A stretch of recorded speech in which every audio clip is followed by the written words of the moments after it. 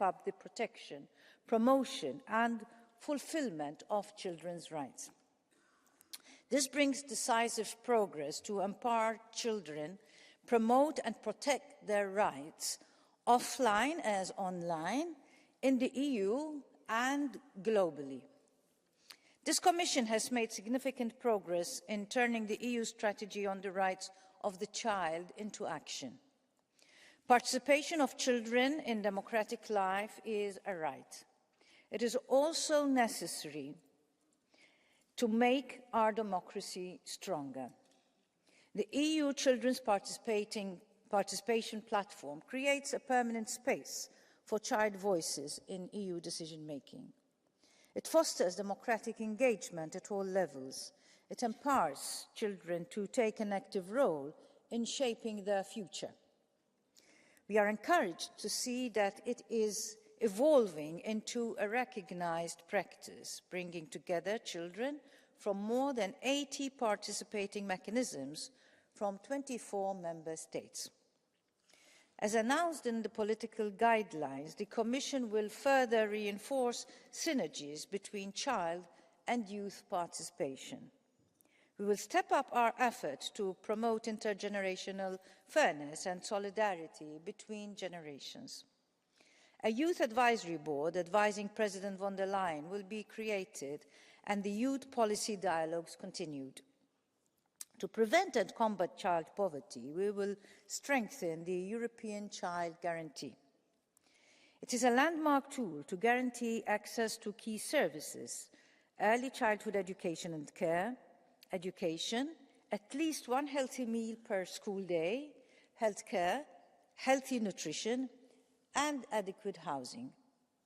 Progress in national plans in bringing tangible results for children indeed. One of our greatest challenges in this decade is protecting the mental health of children and young people, especially online. Thousands of children told us that they need to be safe, online as offline. Children ask for prevention, swift and better support from all adults, and they also ask to be heard. Their views informed our recommendation on integrated child protection. Advancing a zero tolerance on violence against children is the responsibility of all of us. At all levels, and families and caregivers have a key role to play. Implementing the Pact on Migration and Asylum will also strengthen guarantees available to the vulnerable asylum seekers, including children, notably unaccompanied minors. Stronger guardianship systems are crucial to meet those higher child protection standards. The digital environment should be designed in a way that allows children to thrive online while protecting them from harm. The Digital Services Act and the Audiovisual Media Services Directive contain dedicated rules to protect minors. The European Strategy for a Better Internet for Kids strives to ensure that every child is respected, protected and empowered online. The Commission is also actively working to provide a common method for verifying age across all 27 member states. We need to ensure that users can access age-restricted online services securely and seamlessly. The solution will be integrated in the new European Digital Identity Wallet, which will be available to all EU citizens as of at the end of 2026. To address the growing threat online and bullying and harassment of children, the next Commission will act on cyberbullying, the impact of social media on mental health, and addictive design features in digital products. We are tackling child sexual abuse crimes in a holistic way, using both legislative and non-legislative initiatives. We are focusing on prevention, investigation, and victim assistance.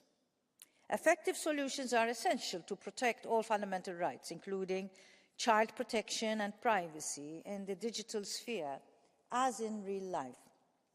Legislation has also been reinforced on child trafficking. gender-based and domestic violence, notably in a child-centric and protective way. In February of 2022, millions of Ukrainian children saw their lives abruptly upended, and we have ensured that those seeking shelter in the EU enjoy the same rights and protection as any other child here. Upholding children's rights is also our continuous EU global priority, building on the Youth Action Plan in external action. Keeping a zero-tolerance policy for child labour through the Directive on Corporate Sustainability, fostering the protection of children against the impact of climate change and environmental hazards, continuing our investment in education. Today, it is estimated that some 450 million children, roughly 1 in 5, are living in or fleeing from no less than 120 conflict zones. 450 million. This equals the entire population of the European Union. Many are being injured, killed, abducted, or sexually violated.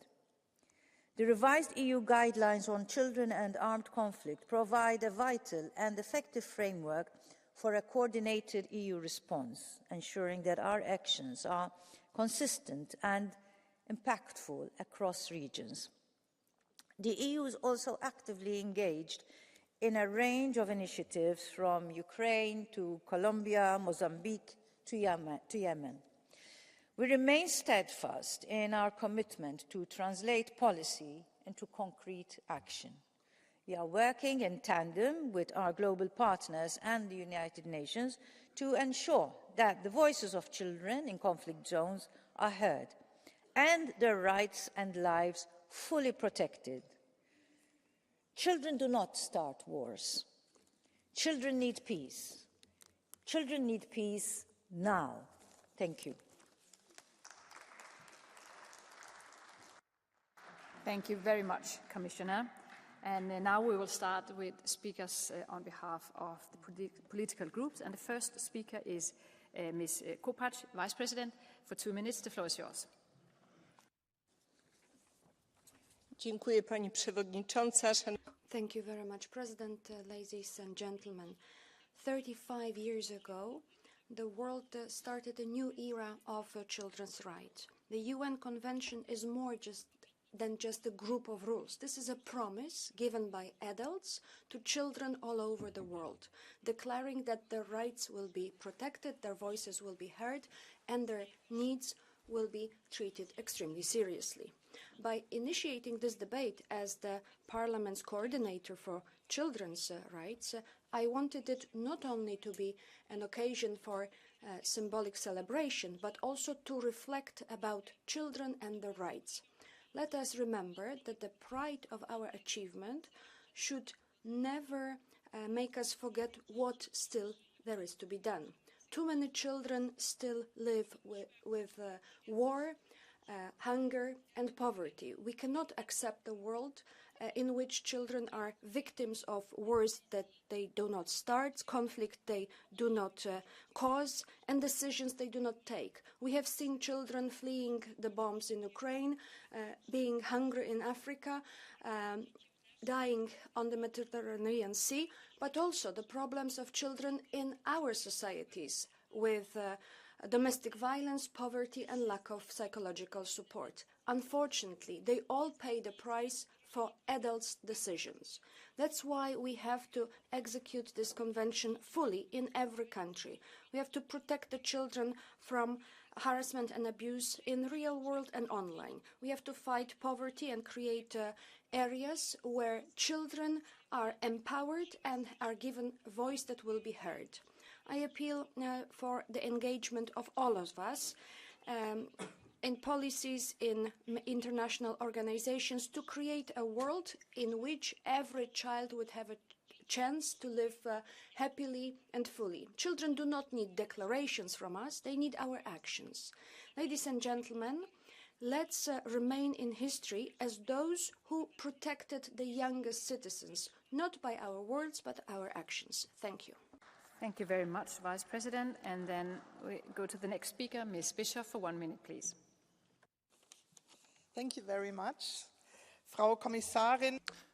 Commissioner, colleagues, today we are celebrating this anniversary, and it's not just a celebration of an anniversary, it is because we can see what kind of problems still exist. We still have child poverty, and it's good that the Commission wants to bolster the child guarantee, but we don't have enough funding. We need 20 billion in order to bring children out of poverty.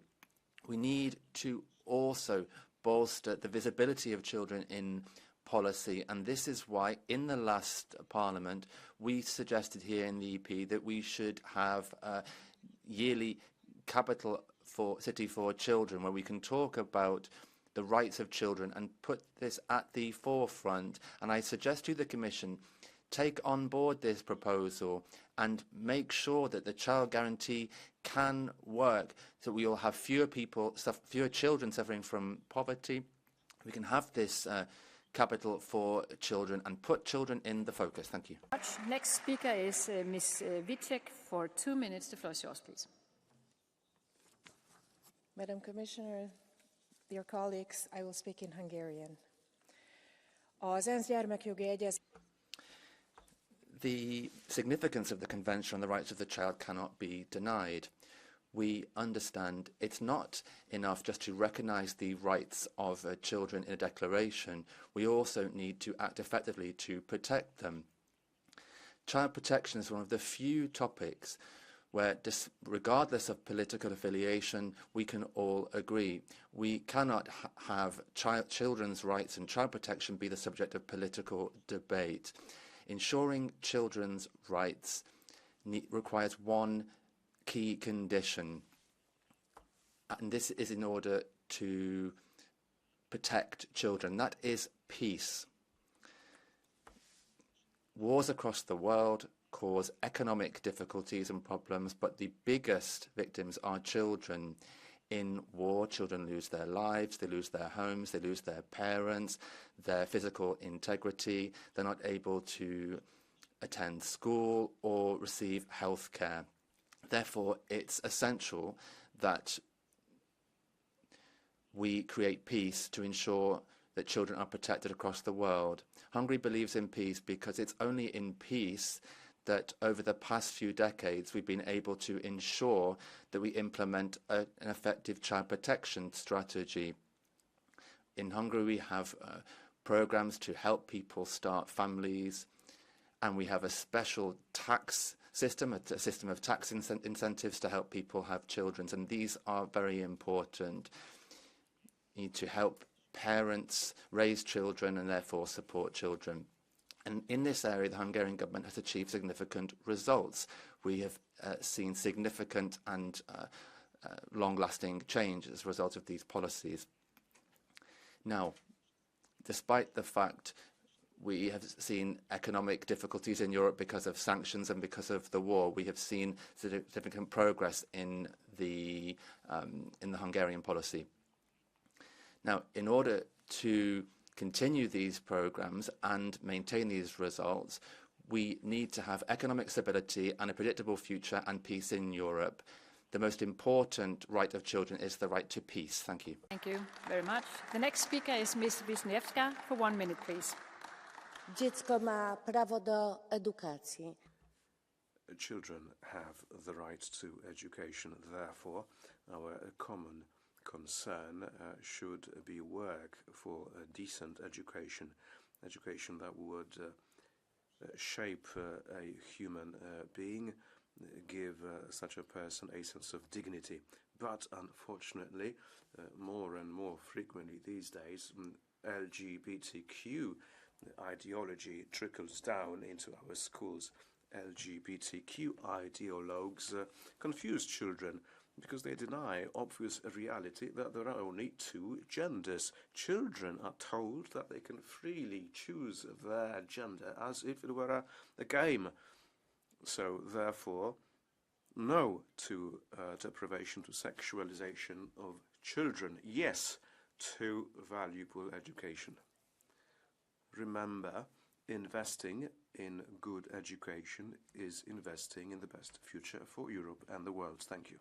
Thank you. The next speaker is Mr. Petrov for 1 minute, please. Уважаеми колеги, в моята страна... Dear colleagues, in my country, Bulgaria, we have thousands of children in institutions called children's accommodation centers. We have a similar situation in Greece, Romania, and other member states.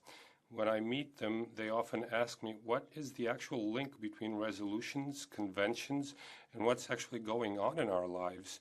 Because conventions promise access to education, whereas reality actually guarantees the lack of normal social, cultural, and educational life. We're here to change that. Based on my meetings with commissioners, I am under the impression they are strongly motivated to change the situation. We at Renew Europe have concrete proposals we will present in the coming months. I see that in almost all groups there are people who would like to improve the situation of children, and I call upon you to be united and to show that these are not just words, but actual actions in favor of the children. Thank you. Thank you very much. Next speaker is Ms. Brigmont for 2 minutes, please. Les enfants sont les premières Children are the first victims of climate change, violence in Gaza, conflict with abuse, violence, and a lack of access to education. Why? Because policy is not crafted for them and their best interest. How can 25% of European children, i.e. 20 million, are at the brink of poverty or social exclusion? How can millions die in the Mediterranean or in the English Channel? And what we have only covers 3 million, and yet 78 million are faced with some of the worst work practices. With Brazil, 1.5 children are a part of forced labor, child labor, and there's nothing in the agreement. Now, we know that 13,000 have lost their life in Gaza, and the war is protracted in the Middle East. Europe is doing nothing now. For 5 years in this assembly, we are asking for their voice to be heard. And yet, fossil fuels are having their voice spoken at the COP, but not children. And how come youth policy isn't something that brings in all children? We must begin to listen to them. Every single commissioner has in their mission letter, in the first 100 days, have to work on the youth policy development. We need to factor in the voice of children so that all of EU policy factors in children and is child-friendly. That's the only way we'll be able to broach all of these issues, listen to them, and build a world of peace. Thank you. Thank you very much. The next speaker is Ms. Hassan for 1 minute, please.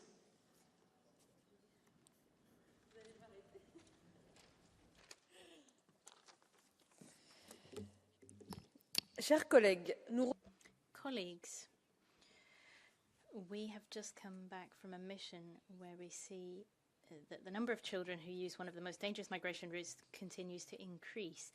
Temporary centres are full.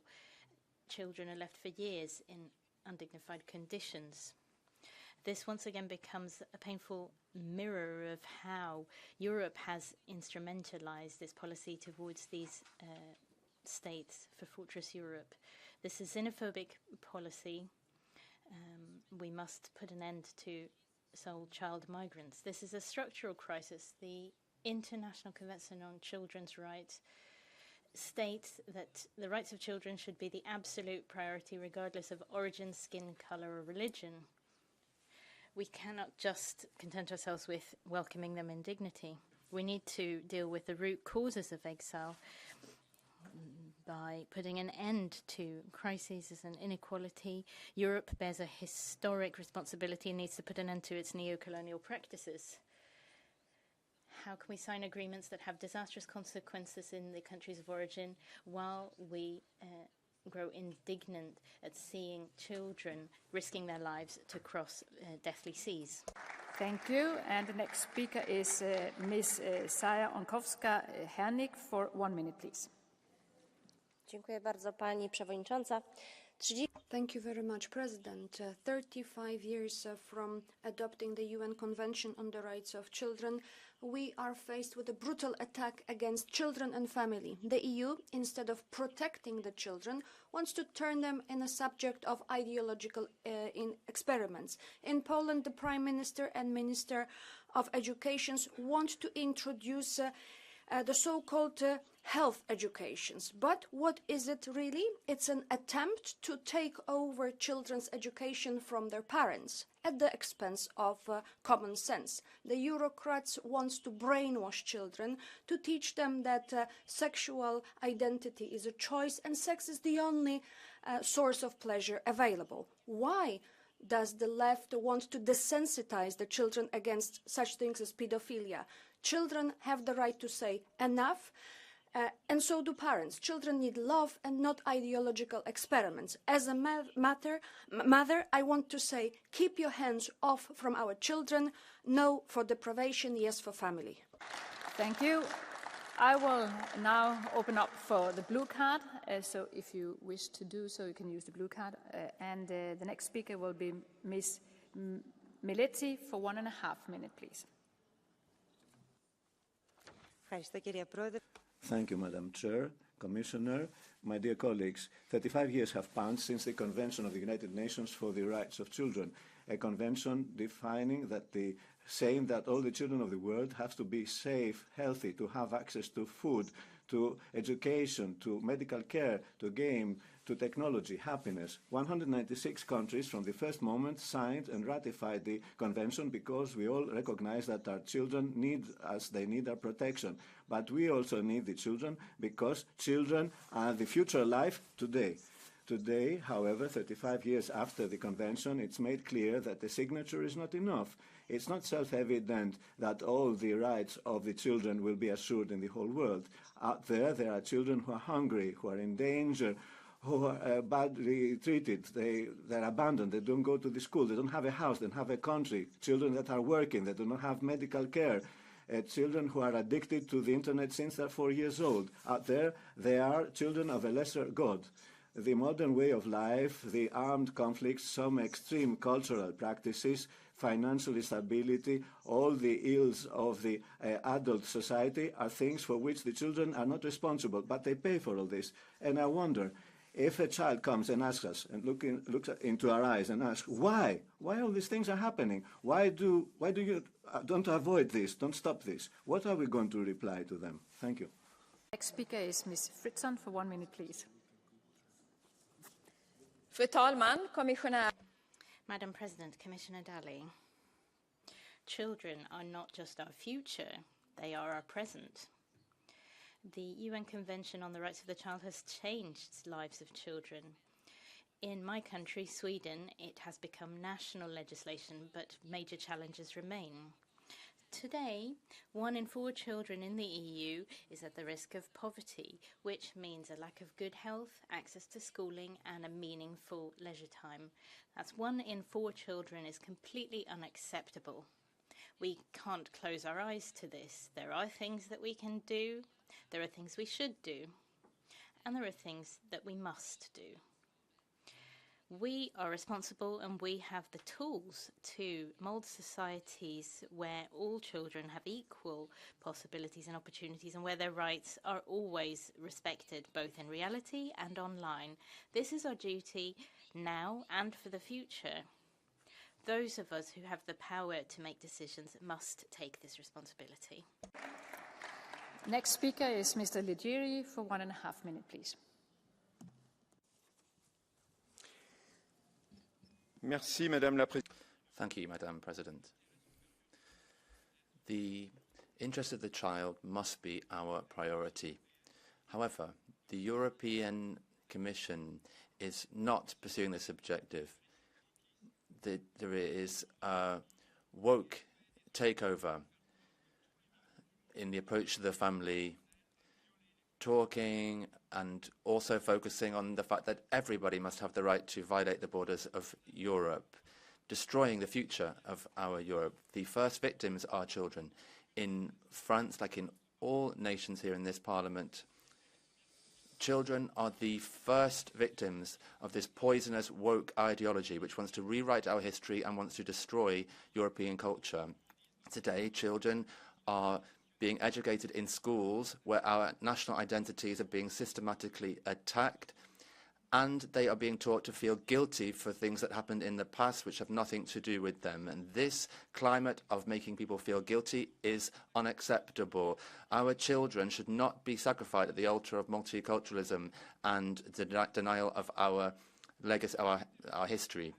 We need to protect our borders, and in doing so, this protects their future. The fight against uncontrolled immigration is a fight for our children, for their right to a quality education, but most of all, for their right to be proud of their national identity, their history, and their values based on European civilization. The highest interest of children is to protect them from cultural relativism and woke ideology. Thank you. Thank you.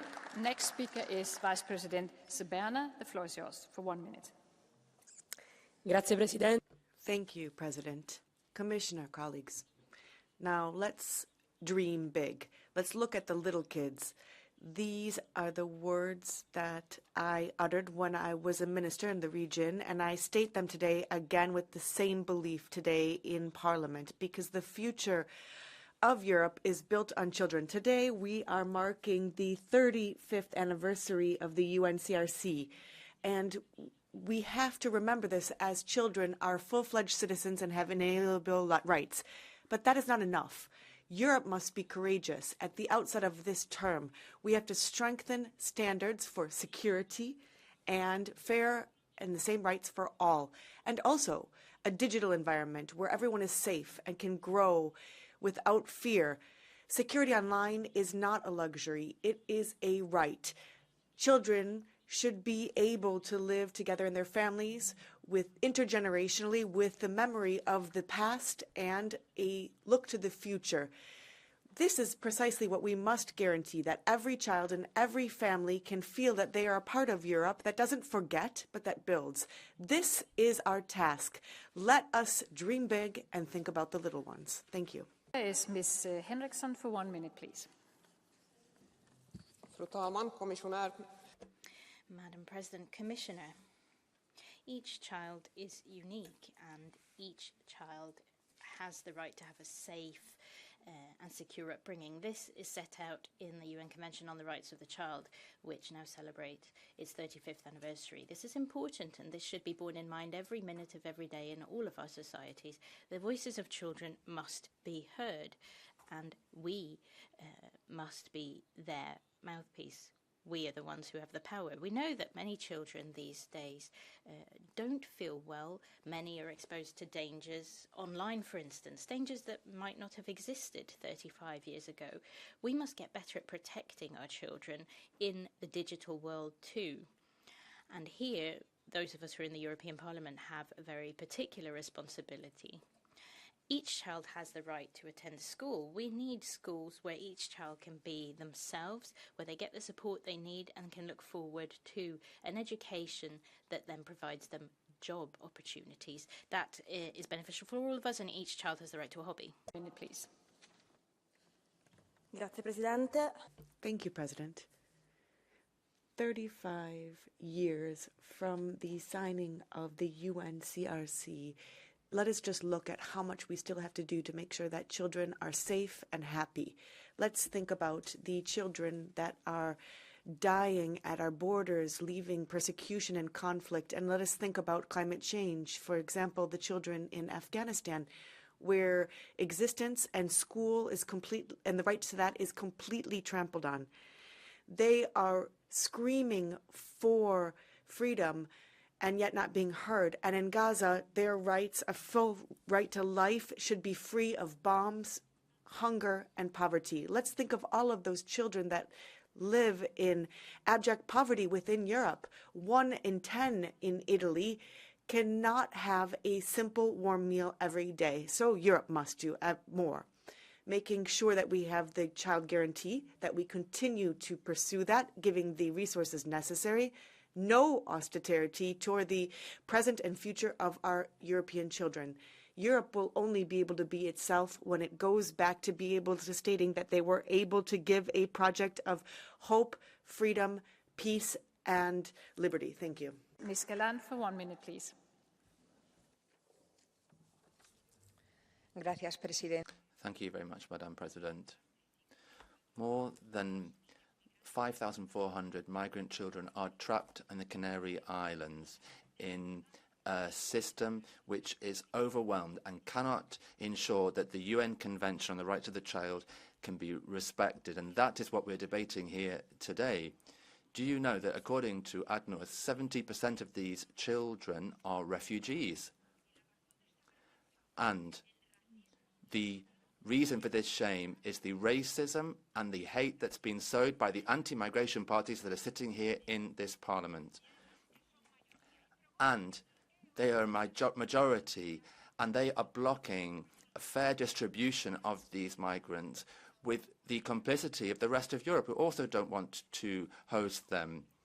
How are we going to explain this to our children when they know how, when they find out how we are treating these children who simply need basic conditions for life to be what they are, children that need to dream and play and have rights just as enshrined in the convention that we are discussing today. Stop criminalizing them and stop using them as a political weapon for political ends. These are children. Why do you not help them? Europe needs to provide explanations to them, not for these children, but the 40 microphone has been cut off. Dear colleagues, please stick to your speaking time. The next speaker is Mr. Dröse for 1 minute. Frau Präsidentin. Thank you very much, Madam President. Colleagues, in Landau, a 16-year-old from Cottbus was injured so badly in a school that he had to be taken to a hospital. A young man from Bad Oeilhausen was beaten up by a Syrian migrant that he died from his injuries. These victims are children of people. Now, these are older children. These would be living if it were not for this brutal migrant violence. And what's a coordinator for children's rights for if we have these kinds of events happening? People are migrating to Europe and murdering our children, and they are injuring them as well. You spend a long time talking about the safety of toys, but what about these young migrants who are committing violent acts against our children? Criminal statistics reflects this, and I think the people on the left of this House should take a look at these figures. And we need to stop our children from microphones being cut off. The next speaker is... Oh, we have a blue... No, we will give the floor to the next speaker, Ms. Benova, for 1 minute, please. Kolegyňa, kolegovia, Colleagues, children are very important for our society. We face huge challenges that we must tackle immediately. The COVID pandemic harmed our health.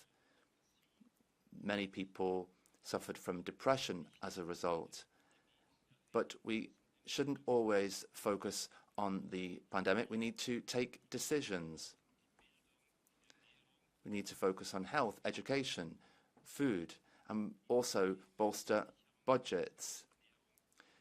Safer food is very important for children's development, and I hope in this sense the Committee for Health here will tackle these types of problems. And one other very specific topic, the autism spectrum. our institutions don't look at this issue very much. We need to address this matter. Many parents do not have the necessary means to provide the care for their autistic children, and we also need doctors and child psychologists and psychiatrists. Thank you. Is Mr. Zalejos for 1.5 minutes, please. Gracias, señora presidenta. Thank you, Madam President. Commissioner, protecting childhood is one of the most necessary indicators of justice and progress in a society. So, this is something that we need to do more of, and we need to do it together. Many children are exposed to the risk of poverty, 1 million in Spain. That's a reality. It's also a reality that especially girls suffer abuse when they fall victims to so-called cultural practices that are not respectable and not legitimate and not legal. We must create better opportunities through education. And we face new challenges too. Exploitation in a number of different ways. Online and offline sexual abuse is a very serious problem which is growing to absolutely unacceptable levels. It is also unacceptable that while this Parliament in its last term reached consensus, very broad consensus, on the regulation preventing child sexual abuse content online, we still have not been able to reach a shared position that will allow us to start negotiations on the file. That is a great shame, and it is unexplainable. Well, we talk a great deal of the future here, but when we talk about the future, we have to remember that it is children who are our very future. Thank you. Here is Mr. Ruotolo for 1 minute, please. Grazie. Thank you very much. Rights of children are rights that are forgotten. Think about Ukraine, Gaza, Afghanistan, where there are war areas where children are paying the highest price. But they're also paying it here in Europe, in our Europe. We've heard colleagues say that 25% are on the brink of poverty and on the brink of social marginalization. So what does it mean? It means outside of school, it means cultural poverty. So that means basically a void for this future generation. So we must do more as Europe. We must act tangibly for children, giving them rules, health values, sport, for example, no time to lose. Children have the right to dream and to change their future, and the European Union must support them and put their rights at the heart of any political decision. Very much. The next speaker is Mr. Laszlo for 1.5 minutes, please.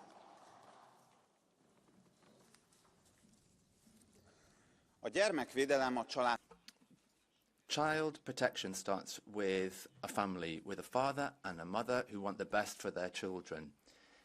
In Hungary, for 14 years now, the Hungarian government has been introducing pro-family policies. In 2023, we saw twice as many people getting married as they did in 2013. In 10 years, we've seen 120,000 children being born that wouldn't have been born otherwise, and we've seen a 40% reduction in abortion. We have free textbooks so that children, so that families, for example, are not at a disadvantage when it comes to their children's education.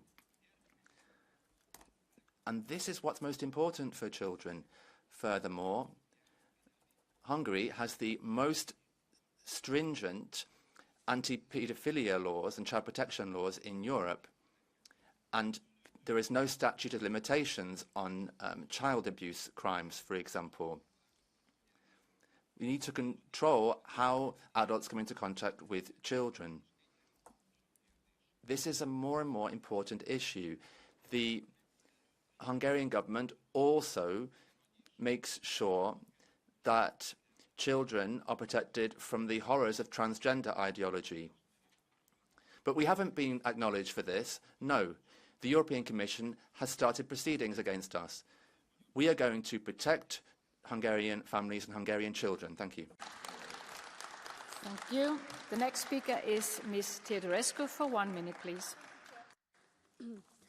Convenția ONU, cel mai important act semnat The UN Convention, the most important act ever signed by the world states for the protection of the rights of the children, says one important thing. Governments must fund the actions to help vulnerable families. 35 years after the signing of this convention, we still have poor children in Europe. They go to sleep without having had dinner. They do not have textbooks to use in school. They don't even dare to dream about Santa Claus or presents. What did we do wrong as Europeans? So wrong that we failed to eradicate children's poverty. Why don't we stimulate financially those families whose children have remarkable results at school, to encourage children to not abandon school? These are a few questions that we should answer before another 35 years pass. Thank you. Next speaker is Ms. Nihvorohu for 1 minute, please. 35 years of people's rights taken today. Is this really a celebration? Are we protecting children throughout the world in every country? There are over 11,000 children killed in Palestine, and many of them under the age of 5. UNICEF called Gaza a cemetery for children. We should really be ashamed of ourselves. The generations to come will be asked by their children, why didn't you do more to protect these children, to protect them from destruction? The arms being used by Israel often come from the EU.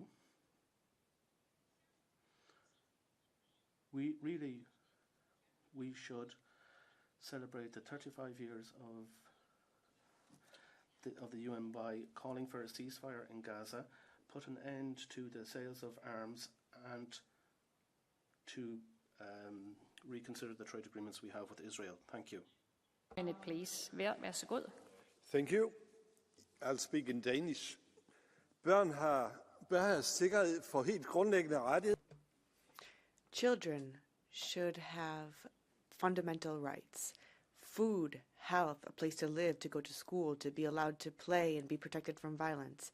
Now, not all children have these rights. Many are killed, maimed, orphaned in Gaza and have no rights. And then there's trauma in Ukraine or Sudan. I could stop here. Even in the wealthy north, our children and grandchildren are threatened by uncertainty, inequality, and the devastating climate change and war. Now, there are 2 million children who are at risk of poverty, and they just don't have the same rights as other children. There are enormous challenges that we have to be able to face so that we can protect children from poverty and climate change, and they should be protected by violence in family. In 2008, I tabled a proposal to that effect in the Danish Parliament, and it was adopted facing opposition only by the political right. It's our right. It's our duty. For 1 minute, please.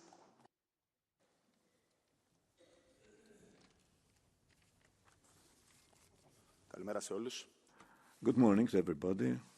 In spite of the progress we've made, millions of children in the world are facing great difficulties from conflict zones, in poor neighborhoods. We have the problems of the climate, discrimination, and children suffer. We cannot rest on our laurels. The convention is not only a document, is a call for action for all of us in order to protect the children wherever they are and from wherever they're coming to. In Palestine, for example, after 1 year of genocide and barbarism, the children do not have the basic rights. They are poor. They are in the middle of war. They cannot go to school and learn. So we have to assure that a chance will be given to all the children to live and achieve their dreams. The protection of children is not only a moral obligation, it's a fundamental human right. Thank you very much. Thank you. Next speaker is Ms. Bostoff for 2 minutes, please.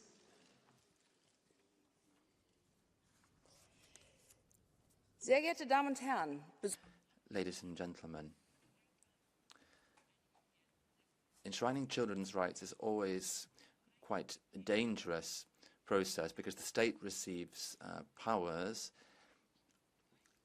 And for example, over the past few years, we've seen this in the Netherlands.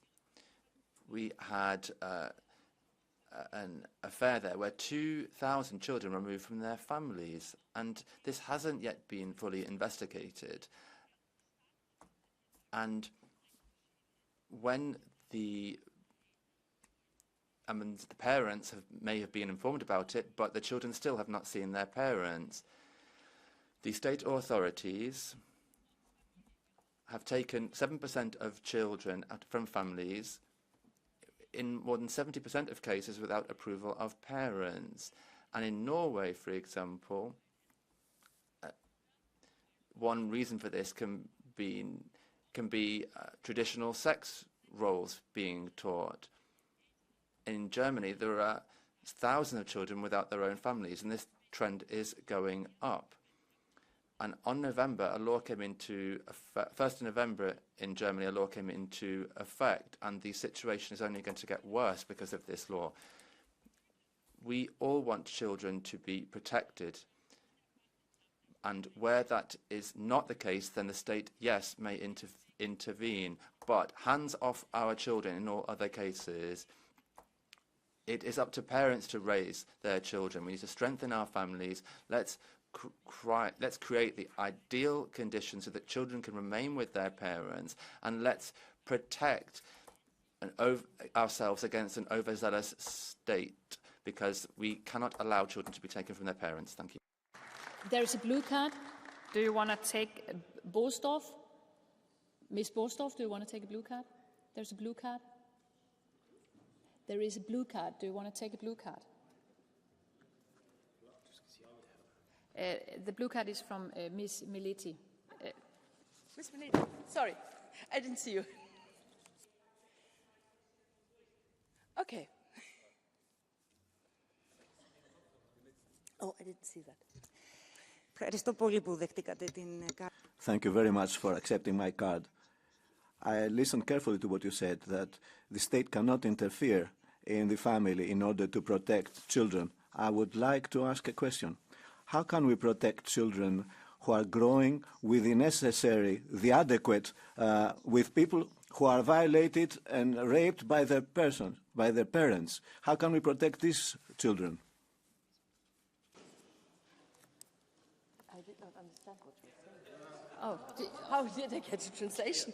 Can you repeat? I'm sorry. Can you repeat the question? Because sorry. Oh, That I received a blue card. that's okay. We will have to repeat the question So please, with can you- translation this time. Thank you. Okay, so So, I listened carefully to what you said. You said that we could not ask the state to intervene in the way that the parents raise their children, although we have families that have the parents who neglect the children psychologically, and in worst cases we have parents who rape and abuse sexually their children. In this case, how will we protect the children in these cases of these families? Hope you got it this time. Dass der Staat da eingreift. States need to intervene where children are being abused and being neglected by their parents, and that is right. But if we look at the figures from Norway, and I mentioned the Netherlands as well, 2,000 children have been taken from their families because the parents had received a child allowance that they shouldn't have received. Now, this was an additional amount on their child allowance, and as a result of this, the children haven't returned to their families.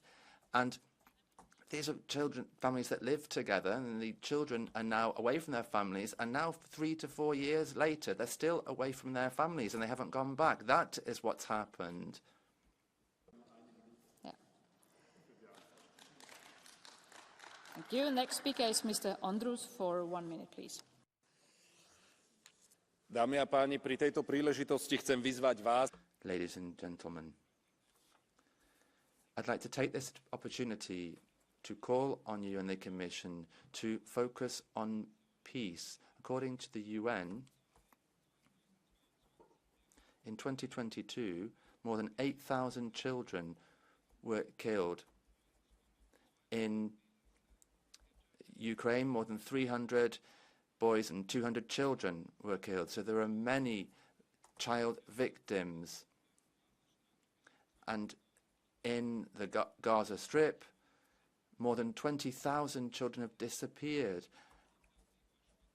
And 40% of those who are missing are children. And in Syria, for example, more than 12,000 children have been killed. This anniversary is alarming. On this anniversary, rather than sending weapons, we should send diplomats to these countries. Is Mr. Casa for 1.5 minutes. Grazie, signora Presidente.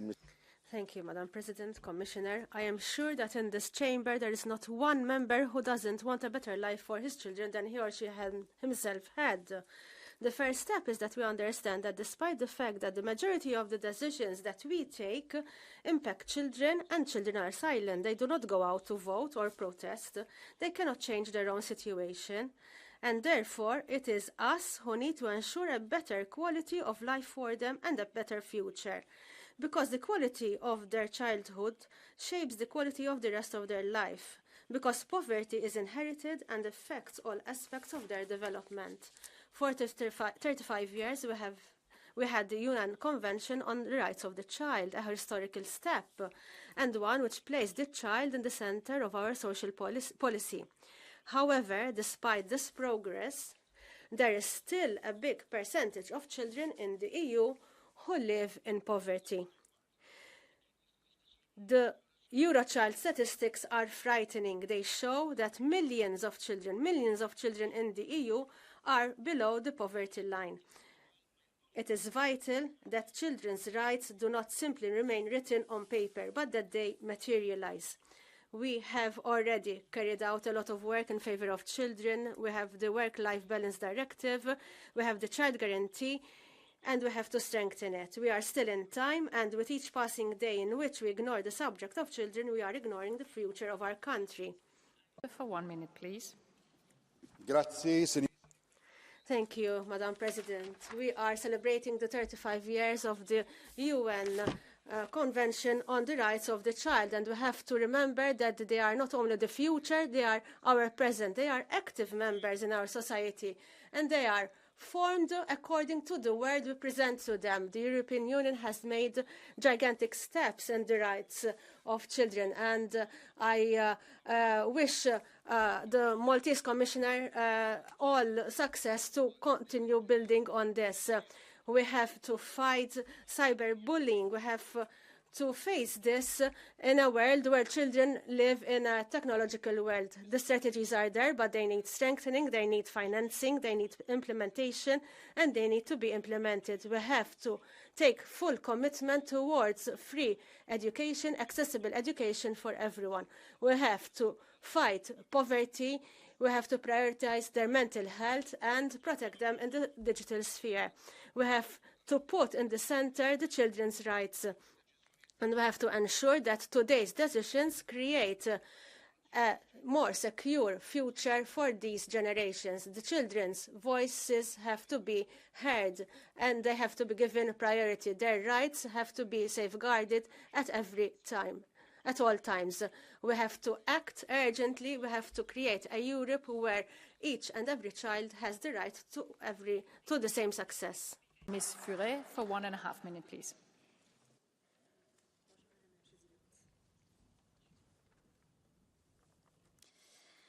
À l'occasion du 30... On the occasion of the 35th anniversary of the Convention on the Rights of the Child, it is essential that we remember the following. The Convention clearly sets out that childhood should be a form of sanctuary and that children's protection against any type of abuse is a fundamental principle. Today, however, we see worrying initiatives, sometimes encouraged by public institutions. They promote what they call sex education from a very young age.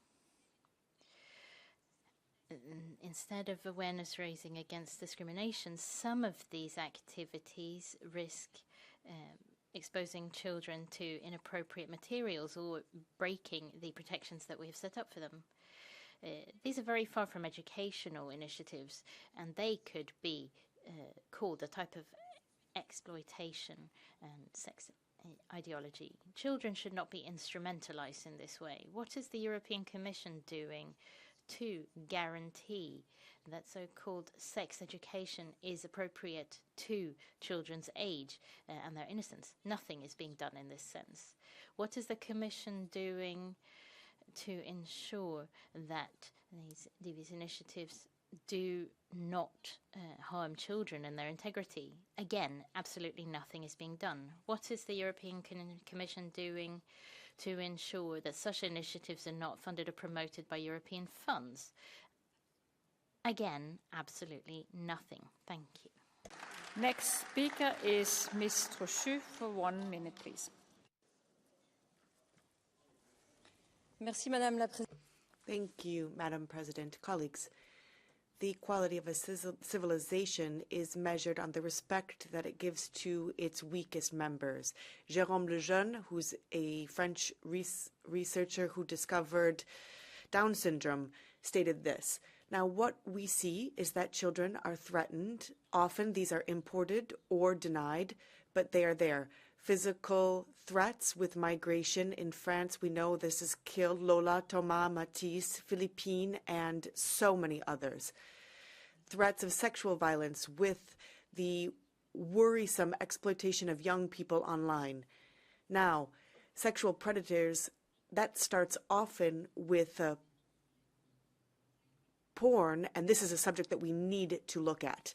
Also, threats to education with school curricula on sexual life that takes the place of family and sexualizes children. Threats of the LGBTQ Commission program and sexual change that is a mutilation and should be banned from the EU. The microphone has been cut off. Thank you.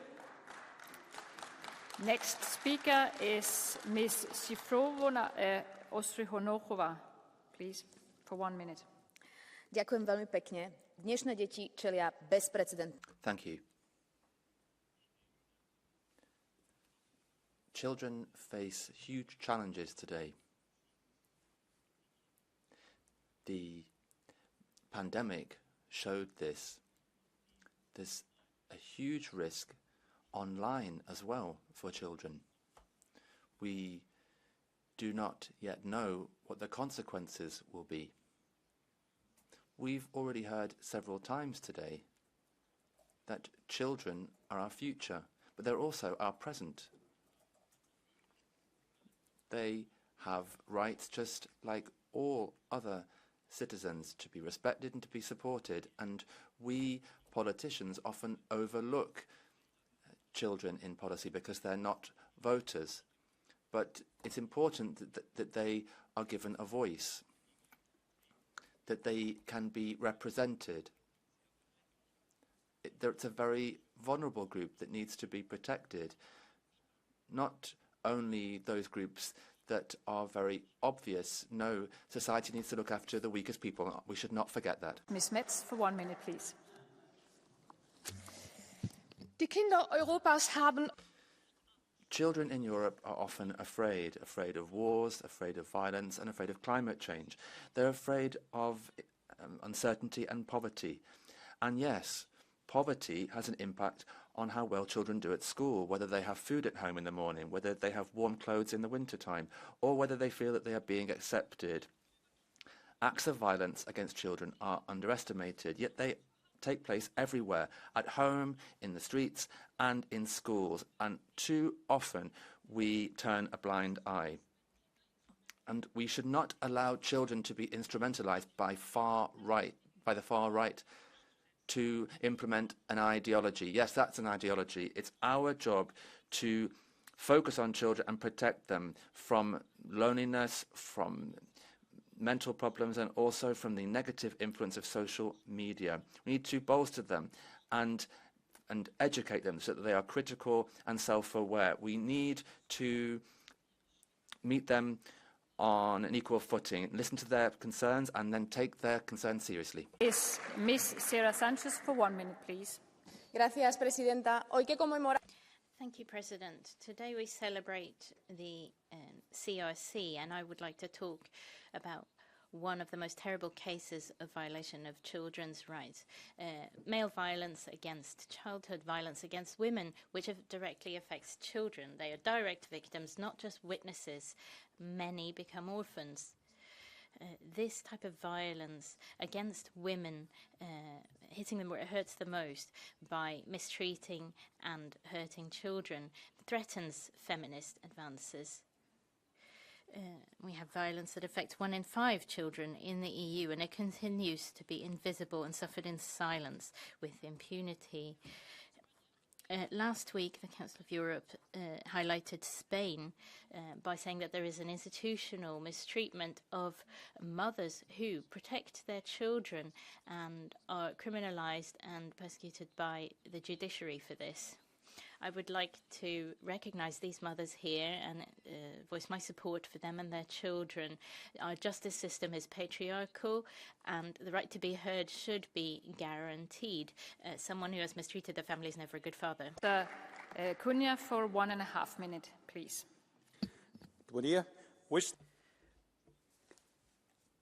Good morning. Today we are celebrating the 35th anniversary of the UN Convention on the Rights of Child, which is a huge step in protecting their rights. We need a robust legislation and to address significant inequity, access to health, to education, and adequate public services is not something that is a reality for all children. These situations have huge consequences that are lasting. They compromise their emotional, physical, and social state. With the social networks, we know there are new harms, for example, online bullying and sexual assault that requires efficient and swift action. The EU must be a leader in this, in fighting this. We need a strong strategy that is clear, that is focused on prevention, in training professionals who work with children, and in strengthening our children protection systems. Member states must work together to make sure that all children, wherever they be from, have access to social security and essential services. We must protect their rights, uphold their well-being. This is not just a moral duty.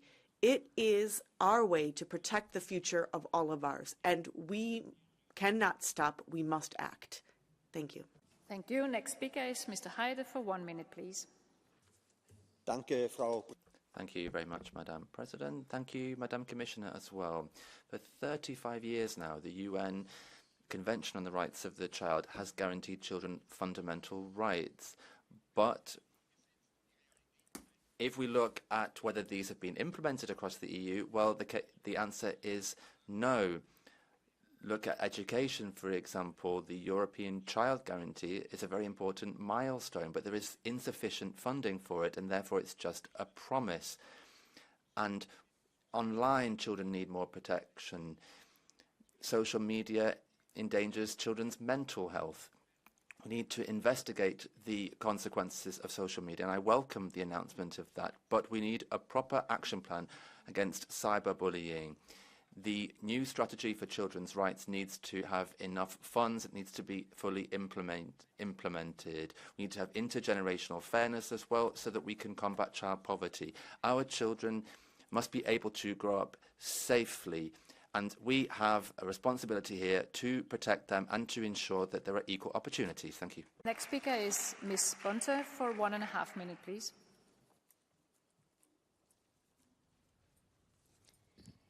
Dank u, voorzitter en mevrouw de commissaris. Thank you, Madam President, Madam Commissioner, colleagues. For me, policy on childhood is all about protecting children's rights, access to food and education without indoctrination, and protection. Children should be able to grow up in a stimulating environment. They should become strong and independent individuals. In order to achieve this, we need to promote traditional families and their environments, because that is the key to the well-being of each child.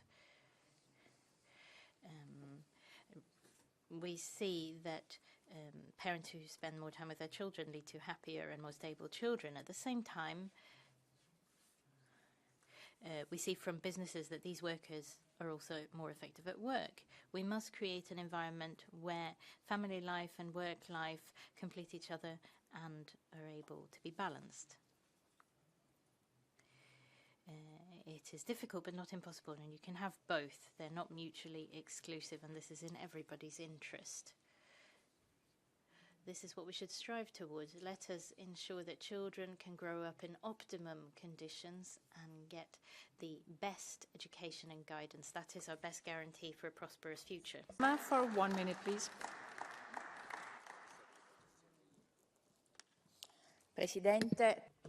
President, Commissioner. Article 12. The opinion of the child must be factored in, taking into account the age and the maturity level. The right to being listened to. This is often denied too frequently. And it's not just a question of giving an opinion, but it means that the child's opinion must be factored in different contexts, at school, in families, in the legal system. It must be protected. And yet there are so many times when their opinions are not listened to, or they're even denied, specifically in social and legal contexts where they are often considered as passive and just the recipient of decisions without their own ideas. Let us strengthen this right so that we really listen to children, that this is concrete and a part of our children's lives. Let's give a voice to our children and let us respect them. Let us speak to them politely, and let us all speak to them at their level and look them in the eyes. Thank you. Al-Sahlani for 1 minute, please.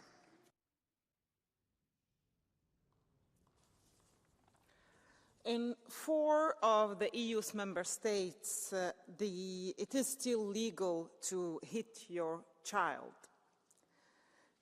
Children with a disability are still living in inaccessible societies, excluding them from school, sport, just a normal, interesting free time. And still we have member states that do not allow for children to access and inherit their parents' citizenship because the parents belong to the same sex. So the new Commission will have a lot to do when it comes to the issue of children's rights. We are not done, even if we have for 35 years been talking about children's rights and the conventions of the rights of the child.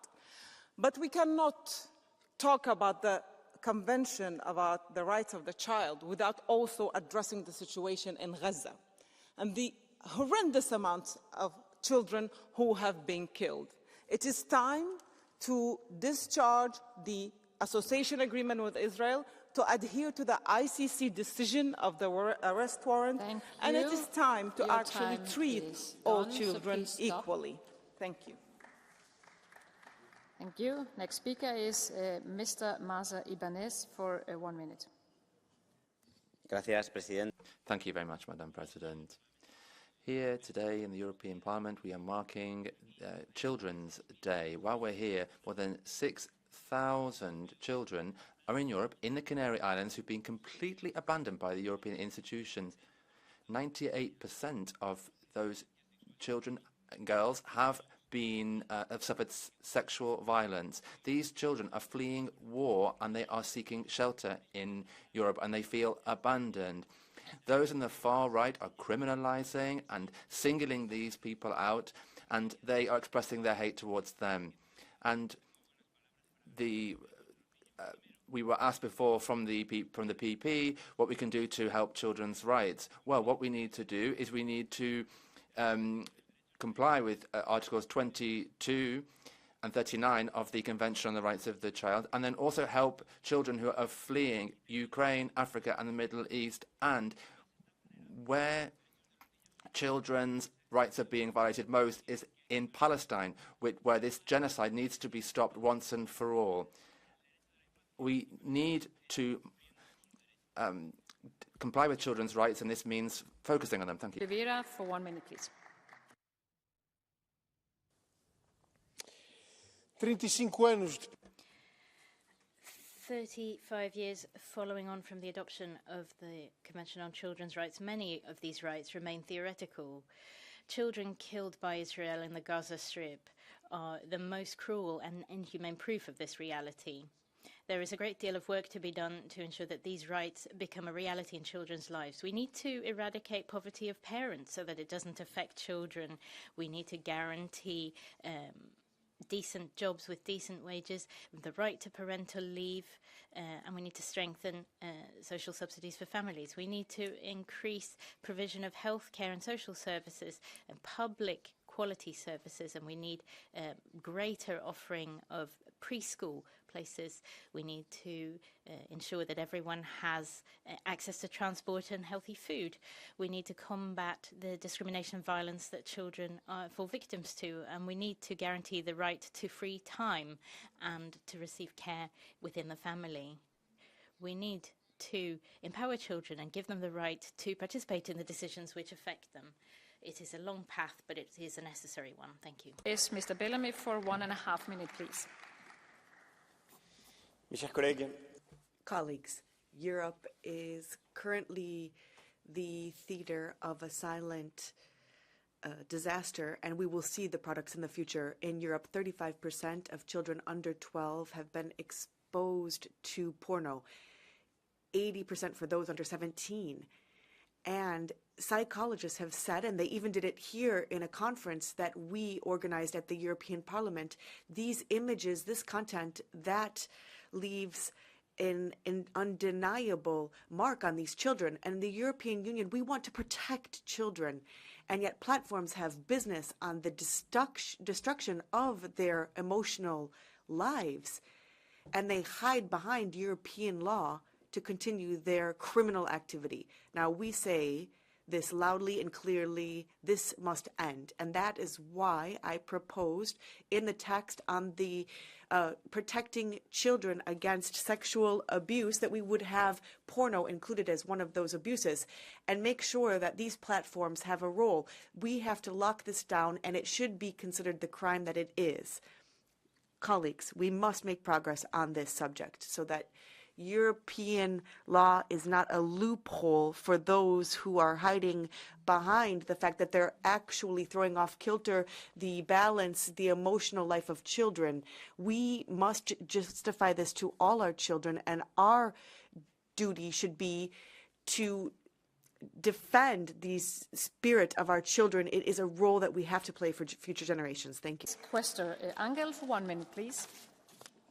Thank you very much, President. Today we celebrate the first international instrument to recognize children as human beings entitled to fundamental freedoms and human rights. And 35 years later, we must continue strengthening these children's rights here in Europe. And therefore, comprehensive and age-adapted sexuality and relationship education is an essential tool to prevent sexual abuse, pedophilia and violence, and it is critical for the health of children and young people. In a world where sexual abuse, gender-based violence, unwanted pregnancies, AIDS and STDs pose a risk to the well-being of young people, education becomes a very powerful instrument. However, despite the clear evidence of the benefits of sexuality education, it is still challenged. Dear colleagues, the health and well-being of children cannot be politicized. It is not about ideology, it's about human rights. And together we need to fight for a more resilient society without leaving behind vulnerable groups like children living with disabilities, LGBTI young people, rainbow families, refugee and migrant children. Children are our future, but let's not forget they are also our present. Thank you very much. Thank you. And next speaker is Ms. Andrew for 1 minute, please. Chers collègues, nous n'avons plus le temps. Non, nous n'avons plus le temps. Colleagues, we have no time to lose to protect children in the European Union. About 250,000 disappear every year, and that is facilitated by the migration crisis. Europol flagged up about 10,000 unaccompanied children who were instrumentalized by smugglers and traffickers. And this is something that you don't seem to see. In France, 45,000 were registered in 2021, and we know that Europe is an area of passage, but it's essentially a market for victims. And then we have child pornography. So many pages that were flagged up last year. Social networks are using the dark net to spread this. We have to focus on that. We need stringent laws, international cooperation that is bolstered. As a mayor and a member, I call on all of us to rally to protect children, to end this cycle of violence and uphold their fundamental rights. Whether or not we are parents, we are all responsible for children in Europe. Speaker is Mr. Taczynski for 1 minute, please. Thank you, Madam President. Dear leftists, we are having this very important debate on children's rights, and I'd like to know if you are aware of the greatest threat to our children now. You are. Your sick leftist ideology, gender transition, so-called sex identification. You are the threat. When I was a kid, I thought that I'm a pirate. Thank God my parents did not let me cut off my arm or poke out my eye. What you're doing, what your promotion and your ideology does to the children is let's cut off your genitals. Now we're going to pretend that you're a girl. That is why I'm going to fight your sick leftist ideology. I'm going to fight for the right of our children. I'm going to defeat you, and I'm going to make sure that your sick leftist ideology is gone forever. So help me God. Next speaker is Ms. Foncion for 1 minute, please. Thank you very much, Chair. Previously in our national parliament in Ireland, I had the honour of chairing our Children's Committee for around 4 years, so I know how important the issue of children's rights are, and children must be at the heart of EU policy. We need to tackle serious issues such as child poverty, child sexual abuse and the protection of children online. While I commend the vital work of the Intergroup, the EU must do a lot more. We need a dedicated forum to amplify children's voices, and I would argue a dedicated committee to children. We also need to ensure that children's rights are actually fully realised and they do not become endless reports gathering dust on shelves. We need to ensure that action is taken. I also want to reference the situation in Palestine, because we cannot speak about children without speaking about the horrific situation that they find themselves in. How can the EU seriously claim to champion children's rights while refusing to suspend the association agreement with Israel? How can we talk about children's rights when Israeli bombs rain down on Gaza and children burn alive in tents? Every single child matters, no matter where they are born or where they come from, and every single child deserves the same rights, protections and opportunities. Thank you very much. Next speaker is Mr. Lopatka for 1.5 minutes, please. Thank you. Firstly, I want to start positive. I want to mention that the UN Convention of the Rights of the Child is a convention with a strong support by the member countries of the United Nations. 196 countries are party to it, including every member state except the United States. This is a record number, but there is a big but.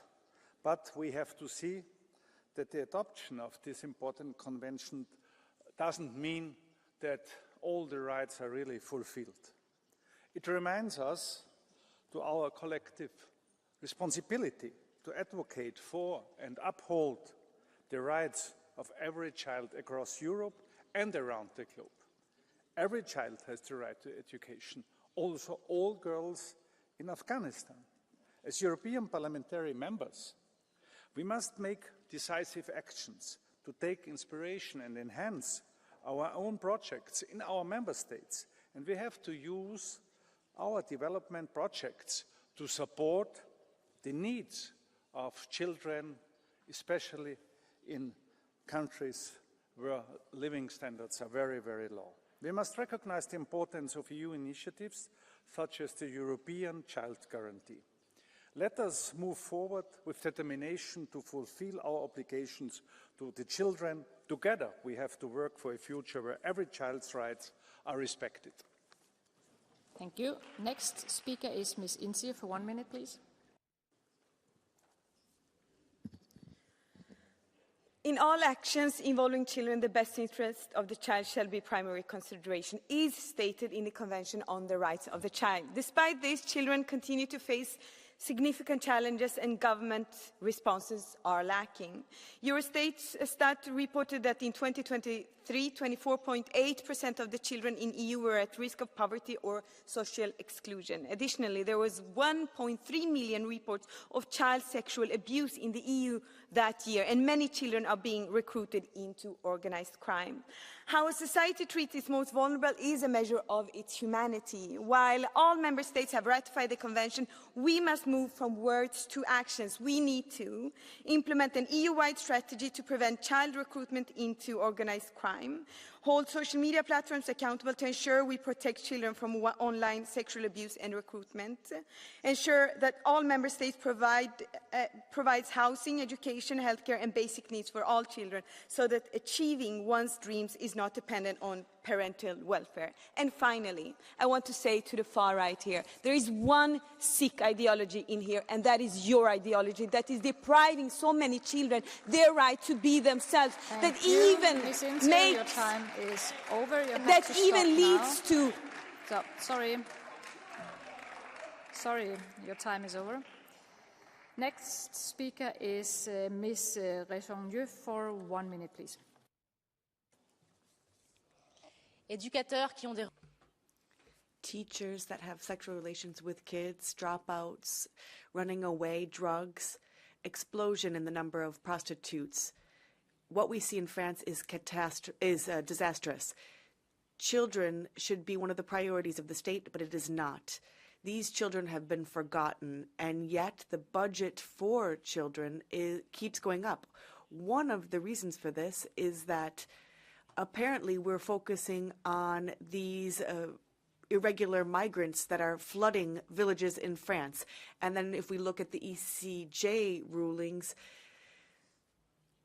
there has been an aberration and delinquencies on the rise. To protect our social system, we need to establish border checks at our borders.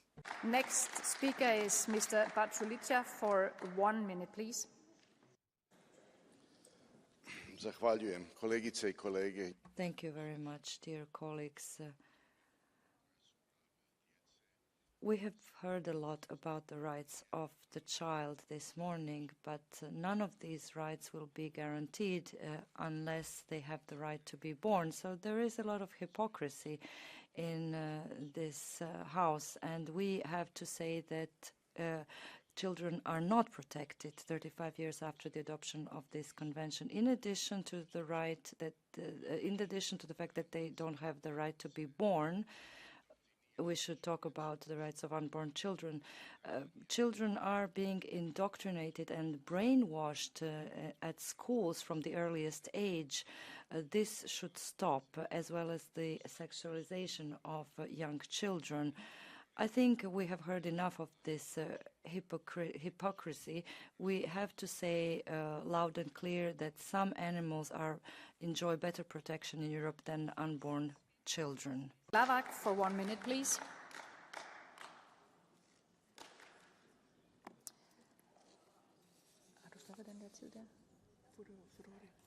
Oh, sorry, the next speaker is Mr. Furore for 1 minute, please.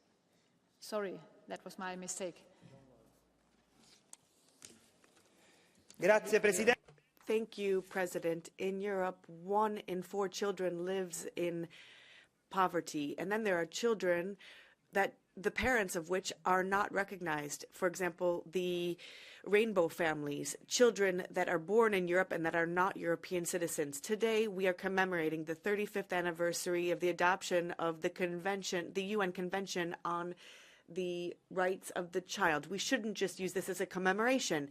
We should use it to fight any type of violence, whether it be physical, psychological, or digital, through laws that fight poverty or social exclusion and more integration. That is why the 5-Star Movement proposes the Jus Scolae, which is a law that would integrate foreign minors through citizenship. Now, I'd like to turn to this Parliament and criticize.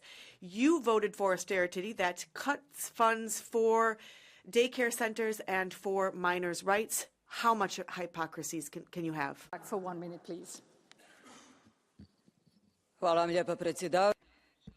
Thank you very much, Vice President, dear Commissioner, dear colleagues. When this convention was adopted, some of you here present were children or were not born, and nobody thought that 35 years later we would be facing the same issues. It is really shocking that 1 in 5 children in the EU are at risk of poverty or social exclusion. 1 in 2 children in Ukraine had to leave their home due to war, and 700,000 children were forcefully moved to Russia or to Russian-controlled territories. These are facts that we have to deal with. Contemporary challenges require politicians to give certain answers. The rise of depression among young people indicates that we need better support for mental health. And I would also like to dedicate myself to working for a regulation on a safer digital environment and criminalizing cyberbullying. We are the ones who must be responsible for the future of our children. Thank you. Thank you. Next speaker is Ms. Kuhlemans for 1 minute, please. Merci, Président. Thank you, Madam President. 35 years ago, the Convention on the Rights of the Child was the first international instrument that recognized children as individuals who are innate rights holders. However, today in Europe, 1 in 4 children lives with poverty or social exclusion, and the mental health problems of young people are more concerning than ever before. 3 years ago, we adopted a European Child Guarantee, which included effective access to rights such as free structures to welcome them, free schooling, and 1 school meal a day, free, but also access to free healthcare, healthy food, and appropriate housing. The commitments are clear, but the road to get there still seems very long. That's not acceptable in a society such as ours. Our new youth commissioner will have a lot of work ahead of them, but they can count on us because each child counts and has the right to live out its childhood happily and to build a future equally far from the sexist and racist ideologies that we've heard examples from today from the far right. Is Mr. Everding for 1 minute, please.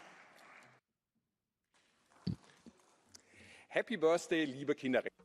Happy birthday, Convention on the Rights of the Child. According to recent surveys, the majority of children and young people are familiar with the term children's rights, but they don't exactly know what it means, and this is why we need much more awareness raising in schools. In my opinion, children have the right to healthy food, which is not the result of animal suffering, and the right to clean and intact environment.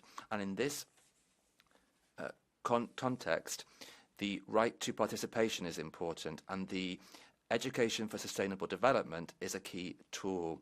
But in the 2025 German federal budget, drastic cuts are planned, and I say no cuts at the expense of children. And there's another important aspect is mental health for children. This has got worse continuously since the 2010s.